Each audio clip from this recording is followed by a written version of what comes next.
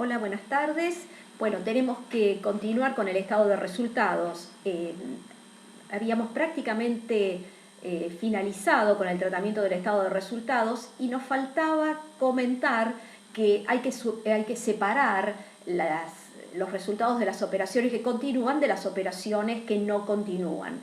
Esto es lógico dado las características y las condiciones que esperamos que reúnan la información contable presentada a estos usuarios tipo, que es justamente que tenga valor, no solo valor confirmatorio, sino también valor predictivo hacia adelante.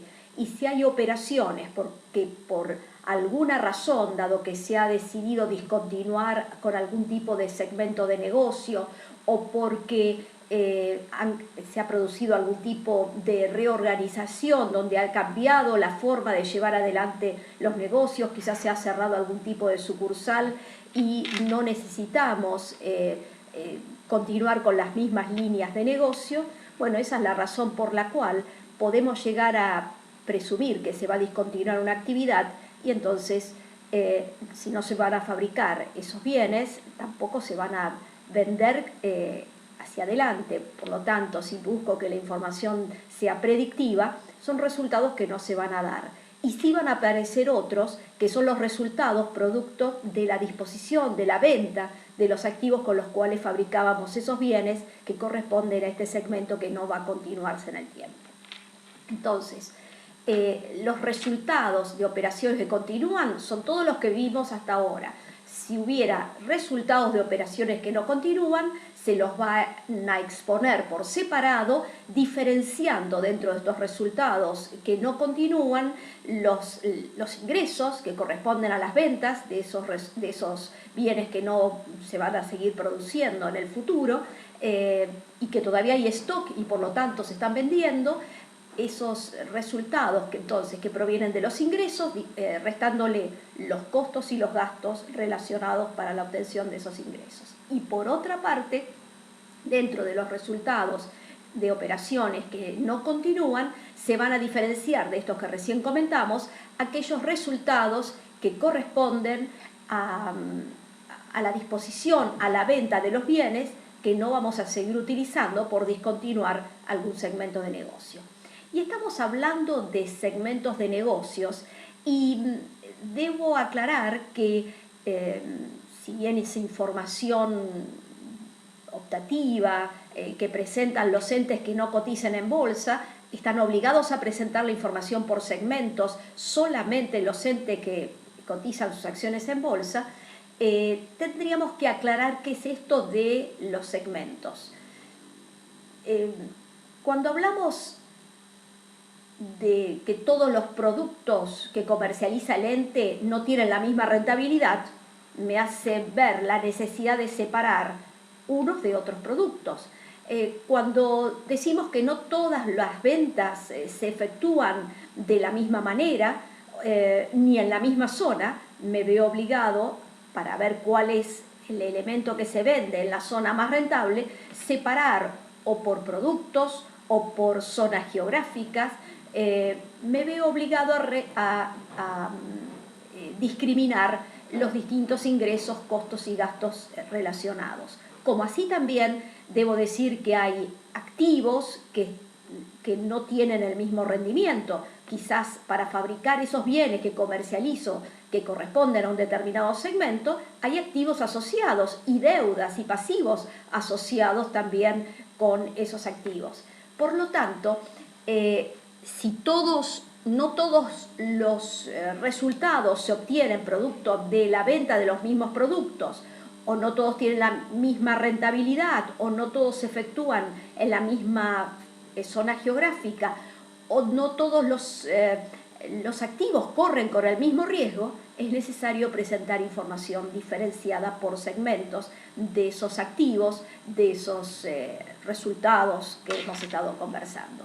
Quiere decir que en estos estados de situación patrimonial o estado de resultados, la suma de las partes da el total, que es lo que vinimos hablando hasta ahora. Pero no cada parte tiene la misma rentabilidad, por lo que vimos, no cada parte corre los mismos riesgos y eso hace la necesidad de discriminar esta información por segmentos que insisto, es obligatoria solamente para los entes, la presentación de la información por segmentos es obligatoria para los entes que cotizan en bolsa. El resto de los entes puede optar presentar esta información por segmentos en los términos que indica la resolución técnica 18. Tengamos en cuenta que desde el punto de vista teórico hay dos formas de presentar esta información por segmentos. Una que hace a la forma de presentar por zonas geográficas o por productos, que es lo que prescribe la resolución técnica 18. A diferencia de lo que indica la NIF, la norma internacional que corresponde a la presentación de la información por segmentos, que obliga a mirar esta información o cómo se presenta información bajo la mirada de la gerencia. Por lo tanto, no está respetando en algunos casos lo que indica la norma contable. ¿Por qué? Porque los ojos de la gerencia pueden tener una idea de cuáles son las necesidades sus necesidades, y entonces la información que se presenta por segmentos está presentada de acuerdo con las necesidades que presenta la gerencia.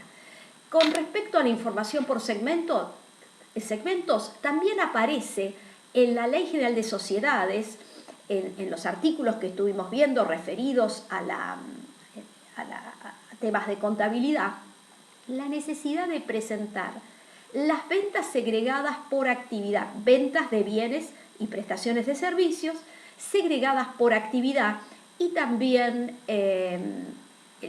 esas ventas descontándole el costo de ventas relacionado para determinar el resultado propio de la operación. Por lo tanto, en la misma Ley General de Sociedades se incursiona y se exigiría la presentación de la información por segmentos.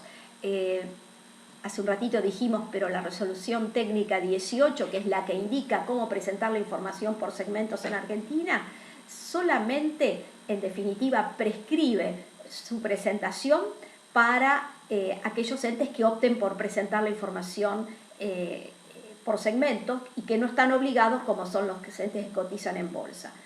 Por lo tanto, estaríamos descartando que para Argentina, una empresa que optara por presentar esta información por segmentos, aplicara lo contenido en la norma internacional.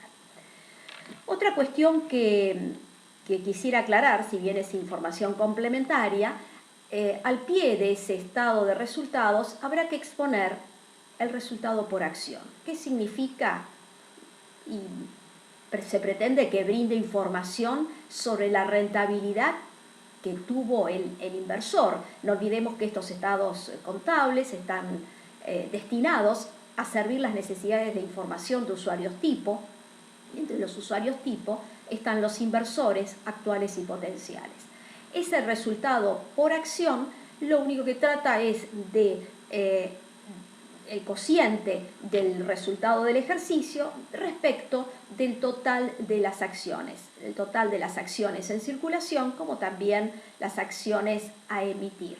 ¿Por qué? Porque puede haber aportes irrevocables que se van a transformar. Ya hay recordemos que las condiciones para que un aporte irrevocable se exponga en el patrimonio neto es que se trata de una integración de capital donde aún falta el momento de la suscripción. Quiere decir que las dos partes, el que puso el dinero, el inversor, así como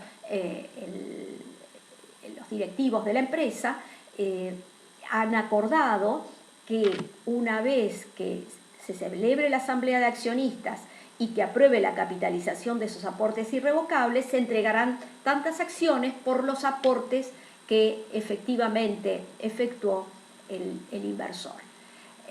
Por lo tanto, esos aportes irrevocables a cuenta de futuros aumentos de capital constituyen aportes de capital que están integrados y que no han sido suscriptos. Esa es la razón por la cual aparecen esos aportes irrevocables en el patrimonio neto, y en el futuro, cuando la asamblea de accionistas apruebe su capitalización, van a integrar el capital suscripto. Hoy solamente está integrado y no está suscripto.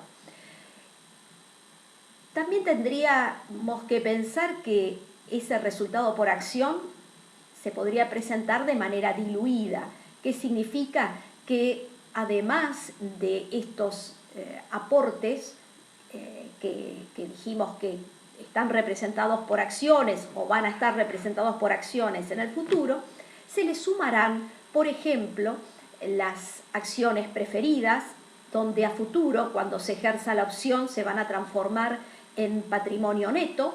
Hoy a lo mejor, por las cláusulas que contiene de emisión, están expuestas como pasivo, porque se asemejan a un pasivo. Atento, vamos a volver sobre el tema de acciones preferidas cuando entremos a trabajar con el patrimonio neto, pero el hecho de que se denominen acciones, no pensemos que son sinónimo de capital. Habrá que buscar la esencia económica por encima de la forma jurídica, y entonces puede ser que alguna de esas acciones preferidas estén en el pasivo hoy, y cuando se ejerza la opción irán a ser expuestas, por ejemplo, en el patrimonio neto. En ese caso, dado que puede ser ejercida la opción a futuro, al total de las acciones que hoy hay en circulación, al total de los aportes irrevocables que se van a convertir en acciones en el futuro, habrá que agregarles